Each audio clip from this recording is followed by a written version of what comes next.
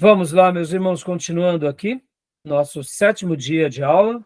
Estamos falando sobre George Whitefield, estamos falando sobre alguns movimentos que nascem dentro da própria Reforma Protestante, os anabatistas que já existiam antes da Reforma, que passaram também a existir depois da Reforma Protestante, os pietistas, os puritanos, ou seja, a história vai se repetindo.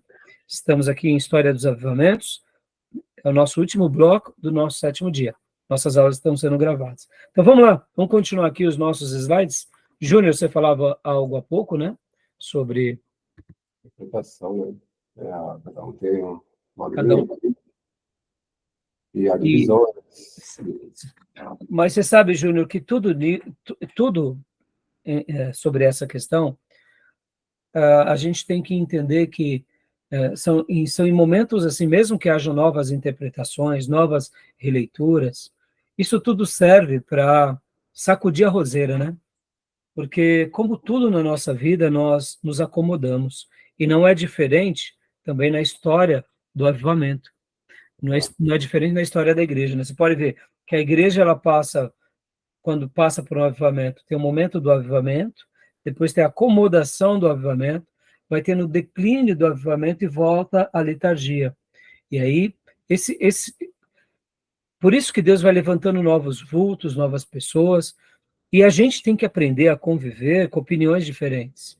Porque hoje o que nós estamos fazendo, de repente, a gente está muito confortável com algumas premissas, e aí quando nós olhamos para a história, ou quando um grupo começa a questionar certas coisas, a gente tem que ouvir. Porque, de repente, realmente é Deus querendo fazer algo novo, né, entre nós. Né? Podem ver que agora, nós como brasileiros, estamos vivendo um novo momento. Hoje, por exemplo, a gente vê que a igreja, ela também ela se tornou mais política, ela tem um braço mais político nessas últimas décadas. Aí fica uma pergunta, né? Será que a história também não vai acontecer conosco? Será que também a mesma coisa já não está acontecendo conosco? Então, no meio de todas essas diversidades, a gente tem que aprender, tem que ouvir, né? Mas, sobretudo, eu quero acreditar que retomar e conhecer um pouco esses assuntos prepara o nosso coração, né? Para aquilo que realmente Deus quer. Né? Tá bom, meus irmãos, vamos lá? Quer falar mais alguma coisa, Júnior? Não. Tranquilo? Então, quem quer ler para nós aqui o primeiro grande avivamento? A gente vai correr aqui na leitura dos slides. Posso ler, Pode pastor? ler? Por favor, então, pastor. Tenha bondade. Vamos lá. Primeiro grande avivamento. Aconteceu exatamente na década de 1730 a 1740, que o protestantismo evangélico se afirmou de forma plena e completa durante o grande despertar, Great Awakening, que agitou as colônias americanas. Dá uma pausa, por favor, pastor. Percebam, Matthew Henry tinha acabado de morrer há algumas décadas. O material dele estava sendo conhecido, mas Deus já estava fazendo obras, não só com o material dele, mas despertando outros corações. Por favor, aqui, pastor. Pois não. A pregação exaltada de Jonathan Edwards sacudiu o entorpecimento, a indiferença e inércia moral do mundo religioso de então e convidou todos os protestantes para o novo nascimento. Agora aqui a gente já está entrando um pouco naquilo que nós chamamos de primeiro grande avivamento americano. Pode ver que aqui ele está tratando dos trabalhos mais voltados aos Estados Unidos. Você pode ver que, vamos pegar aqui, no slide anterior, nós vimos que Wesley, e os Wesley, John Wesley, Carlos Wesley, estavam fazendo trabalhos missionários nos Estados Unidos. E hoje a gente vai falar um pouco, agora, já entrando, em Jonathan Edwards, irmãos. Olha que interessante. Deixa eu passar alguns dados para vocês aqui. Jonathan Edwards, diferente de George Whitefield, de John Wesley, ele era um pastor de uma pequena comunidade. Ele não tinha uma grande comunidade. Ele era um pastor catedrático, sua esposa também catedrática, de um vulto teológico muito grande, mas, sobretudo, eles eram muito, mas muito piedosos. É interessante nós sabermos desses detalhes, porque aquele grande sermão que ele prega, Pecadores nas mãos de um Deus irado, que é conhecido por muitos, Ele pregou, sabe como, irmãos? Ele pregou lendo, porque ele era muito erudito, então ele escrevia o sermão e ele lia. Só que diferente dos outros sermões, durante aquele sermão, ele foi preparando e se consagrando durante um longo período. Quando ele começou a expor e ler aquele sermão, os ouvintes da comunidade dele levantavam os pés nos bancos, porque sentiam as labaredas do inferno. E ali, logo na sequência, aquele sermão foi espalhado e ali houve um grande mover de Deus. Vocês têm que lembrar que John Wesley já estava vindo também para as colônias americanas, que George Whitefield também estava vindo aqui para a Nova Inglaterra, ou seja, foi ali, eu diria, um triunvirato de bênçãos de Deus, homens de Deus fazendo uma obra linda. E Jonathan Edwards, depois de ver esse avivamento, ele foi uma das pessoas, como catedrático, que vai registrar na história eclesiástica sobre os avivamentos. Ou seja, ele usou o dom dele como Deus queria. Então, assim, é muito interessante saber isso, porque muitas vezes também a gente vai prestigiar esse grande homem de Deus, mas que ele era pastor de uma pequenina igreja. Olha que interessante, né, irmãos? Continua para nós, pastor, por favor. Vamos lá. Essa temática faz referência ao texto de João 3, em que Jesus convidou Nicodemos a nascer de novo para entrar no reino de Deus. De 1734 a 1737, ocorreram centenas de milhares de conversões. Olha que coisa linda, irmãos. Opa, peraí, eu acho que eu... Tá. Primeiro grande avivamento, tá. Tudo bem, pois, pode ler. Ok. Em 1739, o avivamento recebeu um novo impulso com George Whitefield. Da Geórgia até Massachusetts, o jovem pregador itinerante de 26 anos, formado em Oxford, no seio da igreja anglicana, tornou-se um ícone do mover espiritual sobre a jovem nação americana. Olha que fantástico, irmãos. Lembra? Ele começou a pregar com 22. Passaram-se 4 anos. Agora Deus usa onde ele? Na Nova Inglaterra, nos Estados Unidos, América do Norte. Fantástico, né? Pois não, pastor, por favor. Joia. Suas campanhas evangelísticas criaram uma mobilização sem precedentes na história da igreja. Percebam, talvez por isso que Spurgeon era apaixonado por ele. Como um pregador, ele ficava pensando, como pode isso acontecer na vida de um homem? Porque era muito fresco para Spurgeon, tudo isso, né? Por favor, pastor, leia para nós. Sim, pois não.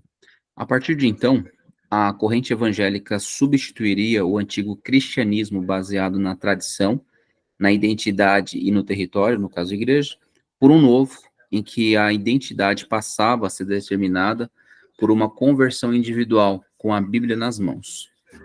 Ou seja, mais uma vez houve uma mudança na chave do coração das pessoas. A igreja é importante, mas se eu não for convertido de verdade, com meu compromisso diário com Deus, é mais uma religião protestante, igual ao catolicismo romano, né? Beleza, meus irmãos? Tudo bem até aí? Esse slide super tranquilo, né? Joia? Sim. Joia. Então vamos para o próximo slide agora. Esse foi o 9º. Agora vamos para o 10º. Os avivamentos norte-americanos. Enquanto isso, eu também vou compartilhar aqui para vocês um outro material que eu publiquei também aqui para vocês. Onde está? Aqui. Um artigo que eu peguei também aqui na internet. Deixa eu dar a fonte para vocês. Deixa eu colocar.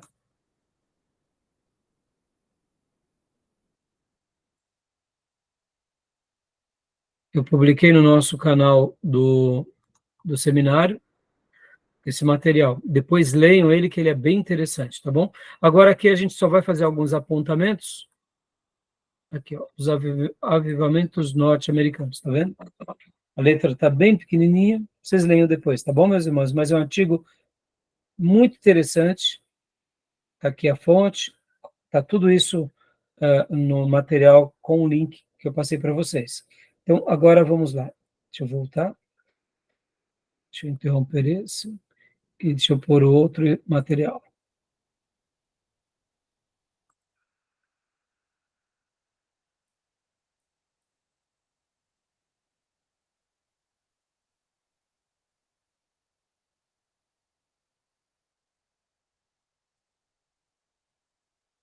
Os avivamentos norte-americanos.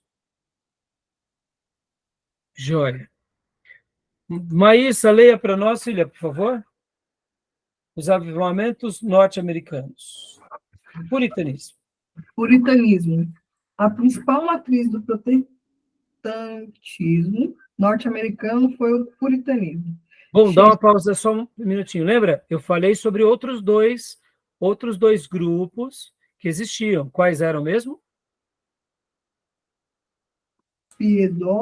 Pietistas. Pietistas e Os anabatistas. os anabatistas.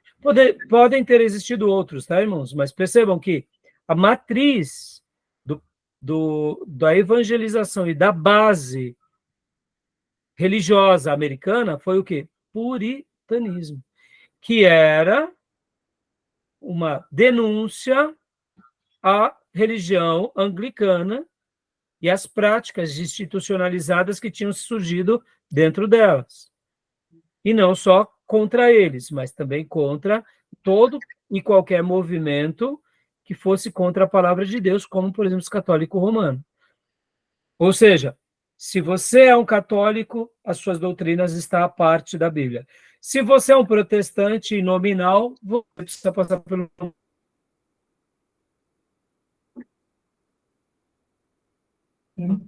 Ou seja, né? Então, assim, é muito interessante nós entendermos como os Estados Unidos nascem, como que a Inglaterra ela amadurece, como a Europa foi influenciada pelo poder da palavra de Deus, e por isso que eu cansei de aprender com os meus professores no seminário que o protestantismo não tem como, ele gera riqueza.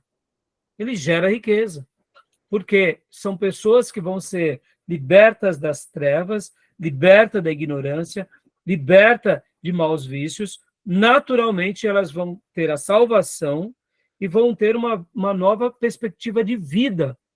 E aquele céu que um dia eles adentrarão, começa a ser vivido aqui, com toda a liberdade. E naturalmente, onde há liberdade, há progresso, e onde há progresso, há conhecimento, e aí todo tipo de coisas boas. Então, assim, percebam que a Europa, de uma forma geral, e os países que foram influenciados pela palavra de Deus, eles são diferentes dos outros países. Claro, tem uma exceção aqui, outra acolá, mas quando a gente pega, assim, no mundo, por exemplo, o Japão, por ele ter se tornado uma potência mundial, ele teve que ter passado por uma guerra que quase o dizimou. A própria Coreia do Sul, segundo alguns estudiosos, vão falar também que o que o fez prosperar foi o quê? A volta às escrituras, a mesma coisa. Então, assim, irmãos, eu acredito muito nisso. Podem ver que os países europeus que se mantiveram católicos, eles nunca foram tão protagonistas quanto foram os países protestantes, mesmo aqueles que estavam, direto ou indiretamente, influenciando o seu reinado, no caso, como a Inglaterra. Podem ver a Espanha, eles enriquecem muito, mas a gente conhece a história. Eles, na realidade, por meio, né, daquilo que a gente sabe, né, do desbravamento espanhol, eles acabam pegando muitas riquezas de muitas nações. Então, por isso que mesmo assim eles acabam tendo até uma certa prosperidade. Mas se nós pegarmos outros países, como por exemplo Portugal, a gente não tem como comparar com as riquezas dos países que foram protestantes e que se mantiveram, né? É uma verdade. Agora, é claro, nós fazemos da prosperidade de Deus o quê? Os nossos bezerros de ouro, onde entra as críticas. Porque não é porque Deus nos prospera que a gente vai fazer os nossos bezerros de ouro. Os Estados Unidos, por exemplo, há quem diga que na queda das Torres Gêmeas, ali alguns pastores diziam que foi a queda dos bezerros de ouro. Claro que nós jamais queremos isso, mas pode ver como que o povo americano ele se corrompe com as riquezas. E não é diferente também o povo europeu, né? Tá bom, meus irmãos? Então, guardem isso. O puritanismo é a base, a matriz do protestantismo norte-americano. Tá bom? Só uma coisa. Os colonizadores americanos, os primeiros a chegar foram os pioneiros. Os pioneiros, eles eram, acho que, puritanos, né? Dentro desses grupos aí que estavam chegando ali para a América, né? América. Eu não sei te afirmar com exatidão, viu, Júnior? Falam que até a instituição lá Ação de Graça foi por eles, né? Eles oravam.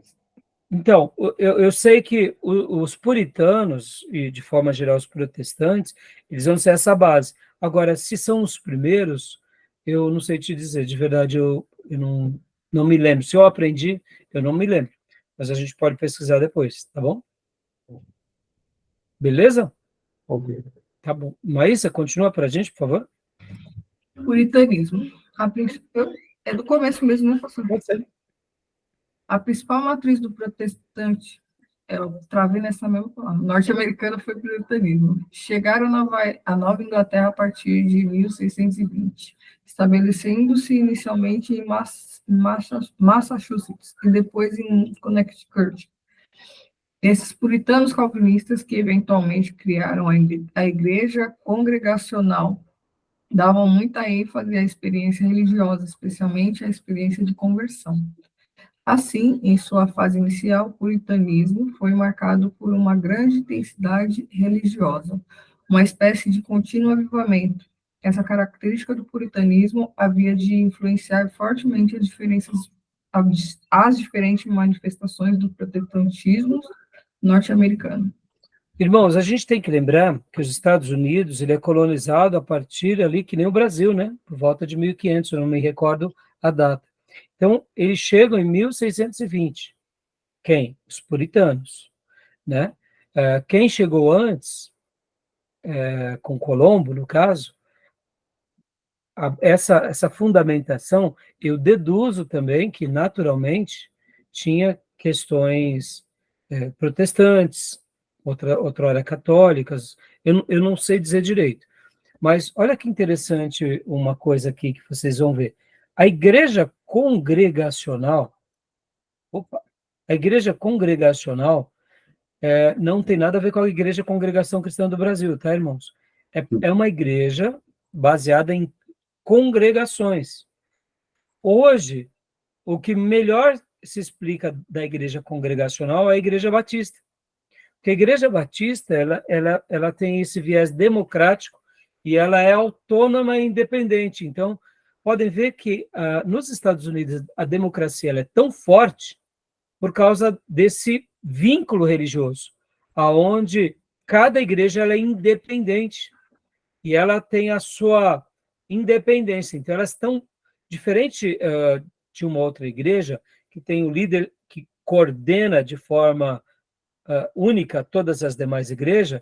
A igreja batista ou a igreja congregacional, elas são independentes. Elas estão ligadas a uma convenção ou ligadas a uma outra, como uma troca de ajuda ou prestação de contas, mas nunca uma pode interferir na outra. E pode ver que esse é um princípio da democracia americana até hoje, né? A força da democracia. Hã? Como os estados independentes. Exatamente, pode ver. Estados Unidos, pode ver como nós brasileiros dependemos de um patriarcado, né? Pode ver que o nosso judiciário é um patriarcado, assim como também a nossa presidência é um patriarcado indireto, né?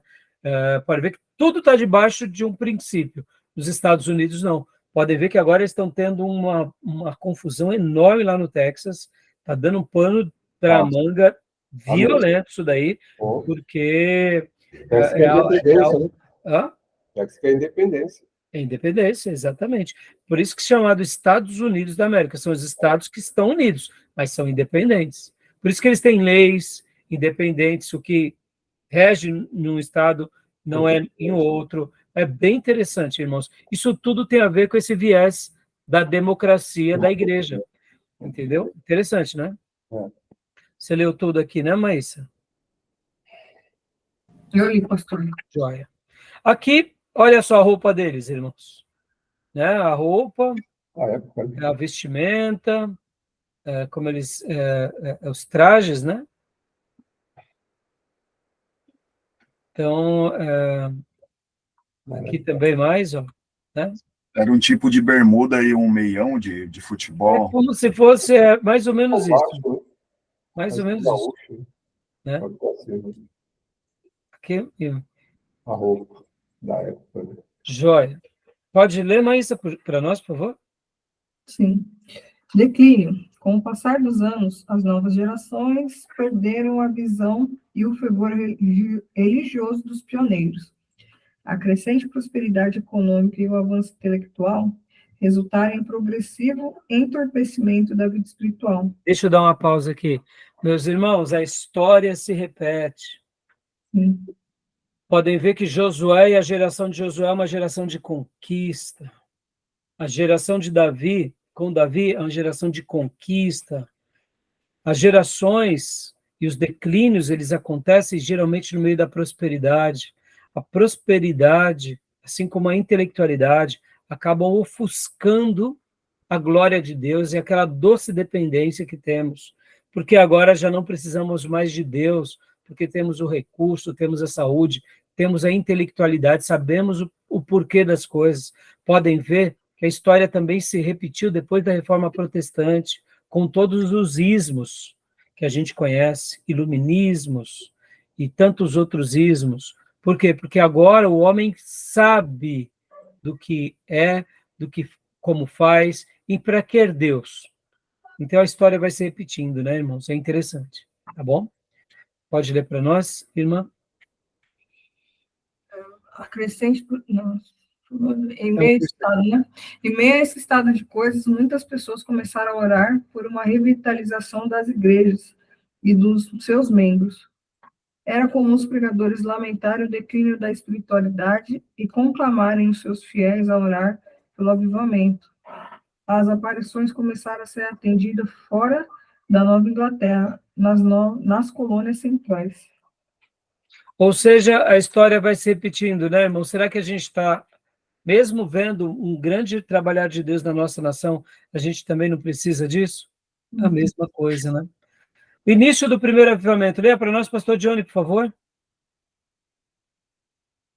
Agora, além dos puritanos, outros grupos emigraram para a América do Norte a partir do século XVII. Os principais grupos foram os presbiterianos, escoceses, irlandeses e reformados da Europa continental. Entre esses grupos, começou um notável avivamento nas primeiras décadas do século XVIII, especialmente na colônia de Nova Jersey. Deixa eu dar uma pausa aqui, pastor. Lembra que nas primeiras aulas eu fiz uma pergunta para vocês se no Brasil já teve avivamento, irmãos? Aí a gente falando, sim, não, aí trouxemos a resposta. Percebam, muitas vezes o avivamento ele começa de forma local, ele atinge o lugar. Tem vezes que para naquele lugar. E o avivamento no país de Gales, que demorou menos de 2 anos, os efeitos se perduraram. Os avivamentos mais longevos foram lá com Whitefield, com Wesley, que foram algumas décadas, se assemelhando aos avivamentos lá do Velho Testamento, ou não tanto quanto os avivamentos do Novo Testamento, que ali foi o período do grande avivamento da igreja primitiva. Percebam? Então, muitas vezes Deus pode pegar uma região, uma cidade, uma denominação, um grupo que pensa diferente, um grupo que é diferente, há uma presença santa naquele grupo. Seria um avivamento? Pode ser. Então é interessante isso daí, né? Tá bom? Por favor, pastor, continue para nós, lendo. Agora, o primeiro nome associado a esse avivamento foi o de Theodor J. Frelinghuysen, 1691 a 1747, um pastor reformado holandês influenciado pelo movimento pietista. Pouco depois, outro ministro começou a ver notáveis resultados em consequência de suas pregações, o presbiteriano Gilbert Tennent, 1703 a 1764. Estava iniciado o que ficou conhecido como o primeiro grande despertamento. Joia. E aí aqui vai ver algumas fotos, eu tentei pegar mais informações deles, eu não sei se as informações de fato se tratavam da mesma pessoa, mas eu não vou poder gastar muito tempo em virtude do extenso material que a gente tem para isso, irmãos. A gente está pegando só uma pincelada, hein? Graças a Deus a gente tem um farto material sobre esse tema, irmãos. Então, que a gente possa continuar aprendendo sobre isso, né? Jonathan Edwards, leia para nós, pastor, por favor. Jonathan Edwards. Todavia, o auge do despertamento ocorreu na Nova Inglaterra, que há décadas vinha orando por essa visitação. 2 nomes ficaram permanentemente ligados ao evento. O primeiro foi o de Jonathan Edwards, 1703 a 1758, um jovem pastor da igreja congregacional de Northampton, em Massachusetts, em 1734, enquanto pregava uma série de sermões sobre a justificação pela fé, surgiu em sua região um avivamento, que nos anos seguintes alastrou-se por toda a Nova Inglaterra. Coisa linda, meus irmãos. Eu já ouvi e já li alguma coisa, não me recordo o autor agora, que Jonathan Edwards, ele recebeu a oposição da sua própria igreja local. Ele foi literalmente convidado a se retirar da sua igreja local. Alguns anos depois, ele foi convidado a voltar e ele voltou de bom grado. A mesma coisa aconteceu com Calvino em Genebra. Interessante, né, irmãos? Muitas vezes um grande homem de Deus, num primeiro momento, ele é mal compreendido até pelos seus, mas depois disso, ele volta. E a igreja de onde era Jonathan Edwards, olha só que isso é fantástico, nasce uma universidade, uma das mais famosas americanas. Eu esqueci agora o nome, se não me engano, é Universidade de Yale. Eu não me recordo agora o nome, eu não lembro onde eu tomei nota, mas depois pesquisem. E essa mesmo, né? E então, obrigado, Júnior. E aí, o que acontece? Alguém fez um estudo sobre Jonathan Edwards e foi ver a árvore genealógica de Jonathan Edwards. Da linhagem de Jonathan Edwards saíram senadores, saíram deputados, juízes, pastores, evangelistas, pessoas ilustres da sociedade americana. Percebam, irmãos? De um jovem pastor catedrático que muitas vezes ateou fogo ali, criou um mover de Deus em outros corações. Não foi, talvez, um Whitefield que abalou multidões, mas o fruto continua a existir por décadas e gerações, inclusive na construção do seu país. Louvado seja Deus por pessoas assim. Isso é maravilhoso. Saber disso, meus irmãos, é reconfortante. Porque, vamos lá, irmãos, talvez vocês conheçam 50 pastores que muitas vezes se sentem o Zé das Couve, porque não fizeram uma obra notável. Mas saber disso, só a eternidade vai dizer o que isso representa. Porque muitas vezes a gente fica querendo ser mais um entre os que estão sendo vulto. E eu digo, sem medo de errar, Deus vai levantar alguns para os vultos, mas Deus vai levantar muitos eleitos para influenciar gerações que nem Jonathan Edwards, que nem Matthew Henry, que nem Henry Scoggin. Eu não tenho dúvida disso. Essa é a história da Bíblia. É a nossa história. Não é? Eu tenho certeza que se eu perguntasse para você aqui quem foram os homens que mais marcaram suas vidas, vocês vão me dizer talvez 5, 10 pessoas que são simples. Eu fui ganho como cristão por um obreiro. Hoje ele é um diácono, né? O meu irmão Agnaldo Zambranda Kuntz, hoje ele é um diácono. Desde quando eu conheci ele e a Beth, oraram por mim, ele pregou para mim, eu fui ganho praticamente na mão desse camarada. Não aceitei Jesus com ele, aceitei Jesus com um pastor chamado Orfeu Forquim Campos, que marcou a minha vida grandemente, e nesse meio tempo eu fui para o seminário teológico. Ali, pastor Maurício marcou a minha vida, Ernesto Tonini, pastor Paulo e tantos outros homens. Ou seja, mas quem marcou a minha vida no começo foi o Agnaldo. Depois, o pastor Orfeu, tive um outro amigo do pregão, Paulo Bola. Foram pérolas na minha vida. Então, meu irmão, muitas vezes são as joias da nossa vida, que marcaram a nossa condução, que marcaram a nossa existência, entendeu? Que Deus faça o mesmo conosco, irmãos, porque eu acredito que isso sim é caminhar no Espírito, né? Porque muitas vezes a gente pensa, poxa, mas eu não sou que nem fulano, que nem Billy Graham, não sou que nem pastor tal que está na TV. Não importa. O importante é sermos fiéis. Se Deus quiser nos usar lá, amém, né? Mas que seja feito segundo a vontade do Senhor, né? Diga, Júnior. Não, acho que cada um tem que se preocupar em servir a Deus, né? Sem ser um superstar, sem ter um popstar, mas... A nossa geração, principalmente depois daquilo que a gente chama de moderna, né, Júlio? Que é tudo macro, é tudo grande, é Titanic, é indústria mega, é prédio, é arranha-céu, pode ver. A gente sofre esse mal. Se não é grande, não é bom. Quem disse? Verdade. E isso está errado, irmãos, porque eu, certa ocasião, preguei uma mensagem, e no meio da mensagem eu falei sobre o ateliê divino. O ateliê divino é misterioso, irmãos. É verdade. Né? Pode ver, George Whitefield queria pregar para mais um na universidade. E pouco tempo eram muitos querendo ouvi-lo. Foi Deus quem o levantou, entendeu? Então, Deus nos conserve com essa humildade, ao mesmo tempo com essa ousadia. A gente se prepara para né, para Deus em primeiro lugar, para ganhar mais um, e deixa Deus fazer o que Ele quiser conosco, né? Tá bom? Continua, pastor, por favor. A gente vai terminar esses slides para encerrar a aula. Vamos sim. Além da sua pregação profundamente bíblica e comprometida com a soberania de Deus, Edwards deu outra importante contribuição à causa do avivamento. Em um conjunto de escritos brilhantes, ele descreveu detalhadamente os fenômenos religiosos do seu tempo, fez uma série de análises extremamente perspicazes dos mesmos, destacando seus aspectos positivos e negativos. Olha só, ou seja, que coisa linda, mas ele era um catedrático. Então, como é importante os nossos C.S. Lewis, os nossos Jonathan Edwards, os nossos Zé Ribeiro, meu irmão, Deus seja louvado por essas mentes, né? Como é importante os nossos Nicodemos, os nossos Hernandes Dias Lopes. Ô, meu pai, graças a Deus por esses homens, e que Deus levante muito mais vultos. Né? Continua para nós, pastor, por favor. Joia. Dentre essas obras, destacam-se Fiel Narrativa da Surpreendente Obra de Deus, 1737, Marcas Distintivas de uma Obra do Espírito de Deus, 1741, e o grande clássico Tratado sobre as Afeições Religiosas, de 1746. Eu não conheço essas obras, irmãos, eu confesso. Deveria até conhecer para dar aula aqui para vocês, mas ainda não tive a oportunidade. Quem sabe uma hora eu me aprofundo. Mas eu não tenho dúvida que ele deve ter feito apontamentos. Isso é o avivamento, ali foi um movimento, aqui foram algo realmente que nós entendemos.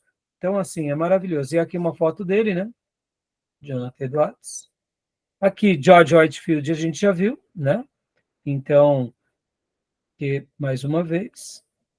Aqui algumas oposições. Aí aqui são outros grandes líderes que também vão fazer uma obra, né? Como Charles Chauncey. E Declínio do Avivamento. Depois vocês leiam essas outras partes, irmãos, para a gente terminar aqui. Aliás, vamos... deixa eu até passar rapidamente aqui. Só quero concluir com o Declínio do Avivamento, mas aí depois a gente vai ter uma segunda fase, o segundo grande avivamento. Então, lê para nós, pastor, esses dois slides para a gente concluir, tá bom? Pois não. Declínio do avivamento. Após o grande despertamento, surgiu um dos períodos mais decisivos na história dos Estados Unidos, que culminou com a Revolução Americana e a Independência, em 1776. Esse período foi marcado por um acentuado declínio da atividade religiosa, uma vez que as pessoas estavam mais interessadas nas candentes questões políticas da época. Aí, estão entendendo? Que Deus levante um povo sábio, questionador, mas o que é de César é de César, o que é de Cristo é de Cristo. Hã? Guerra das Secessões. Isso, Júnior, exatamente. E então, perceba, eu não estou dizendo que está errado, irmãos, mas eu estou dizendo o seguinte, a gente prospera, a gente quer a nossa independência, não está errado, mas de repente a gente começa a entrar para outras demandas que... E aqui, pastor, leia para nós, por favor, para a gente poder encerrar. Assim, segundo o grande avivamento. Passado o período da emancipação política, irrompeu um novo avivamento que veio a ser muito mais duradouro e influente que o anterior. Por quê? Só uma pausa, pastor, por favor. Porque, de fato, agora a gente tem tudo, tem independência, mas faltou o fogo santo. E aí Deus ateia o fogo santo. Graças a Deus por esse povo. Percebam, irmãos, como a influência puritana foi determinante na cultura americana. Louvado seja Deus por isso. Continua, por favor, pastor. O segundo grande despertamento começou por volta de 1800, novamente entre os presbiterianos, na localidade de Kenny Reed, em Kentucky. Quem disse que os presbiterianos são sorveterianos? Olha aí, a história vai dizer o contrário. Sorveteriano. Fica brincando com sorveteriano. Sabe que a igreja maior da Coreia é o presbiteriano. Eles estão aí, filho. Deixa. Vai brincando com os presbiterianos. Continua, pastor, por favor. Além de mais vasto e complexo, esse despertamento diferiu do primeiro em outros aspectos importantes. Se o avivamento anterior limitou-se essencialmente aos presbiterianos e congregacionais, este atingiu todas as denominações, especialmente os batistas e os metodistas, que tiveram um crescimento vertiginoso e tornaram-se os maiores grupos protestantes da América do Norte. Opa, peraí. Então, quem ateia fogo nos batistas e metodistas presbiterianos, pode isso? Pode. Deus faz como ele quer, meus irmãos. Maravilhoso, né? E vocês sabem que os Estados Unidos, praticamente, ele é dividido mesmo, né? Em uma região domina muitos presbiterianos, em outra domina os batistas e os metodistas, né? Interessante, né?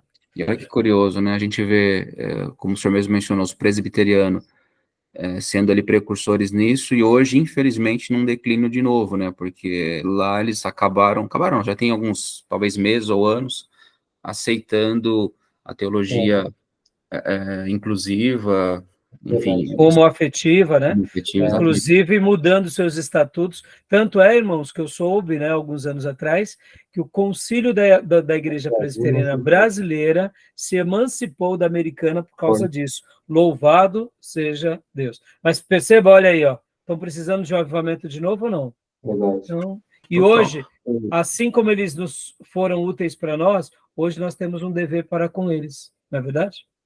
Total. Né? Augusto Nicodemos acabou de, acho que assumir, né, o pastoreio de uma igreja lá.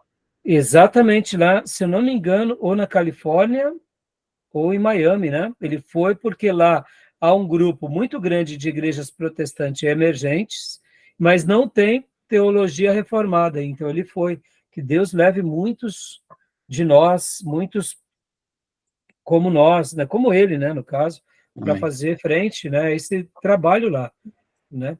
Então, irmãos, aqui, olha, leia só mais esse slide, porque depois, irmãos, eu só vou passar aqui rapidamente, ó.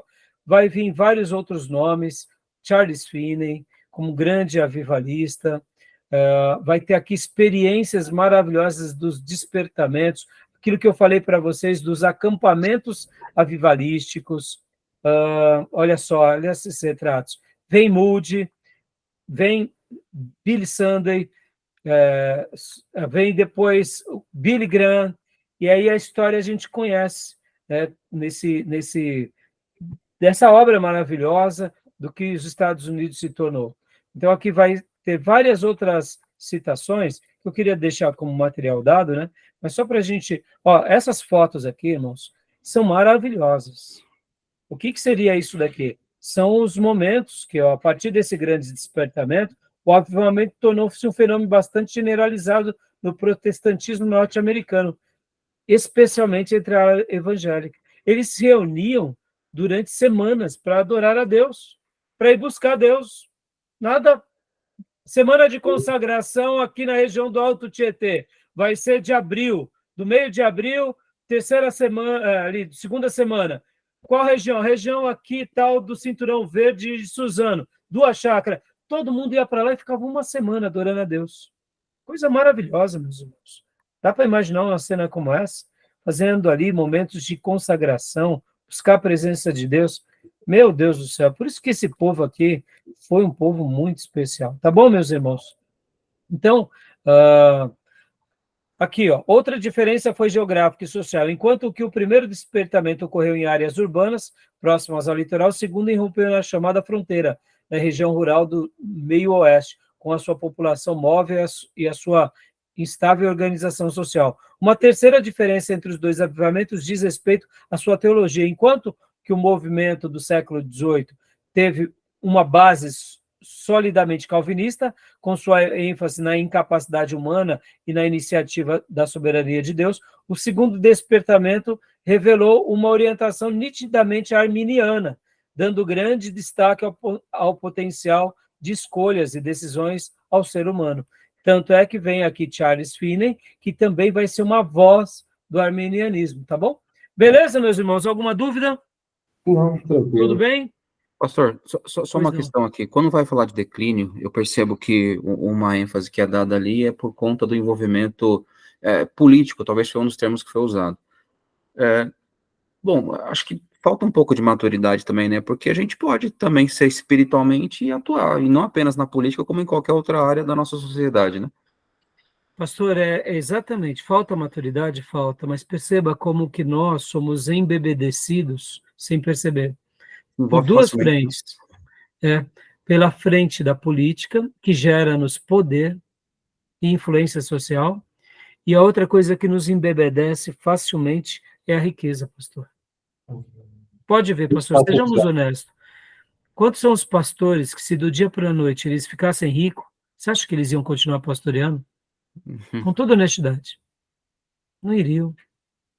Não estou dizendo que é ilegítimo o sustento pastoral, mas é uma lição que a gente tem que fazer. Será que a pessoa já não ia viver uma outra vida? Entendeu? Porque a teologia da prosperidade ganhou tantas vidas no nosso contexto brasileiro. O desejo da riqueza.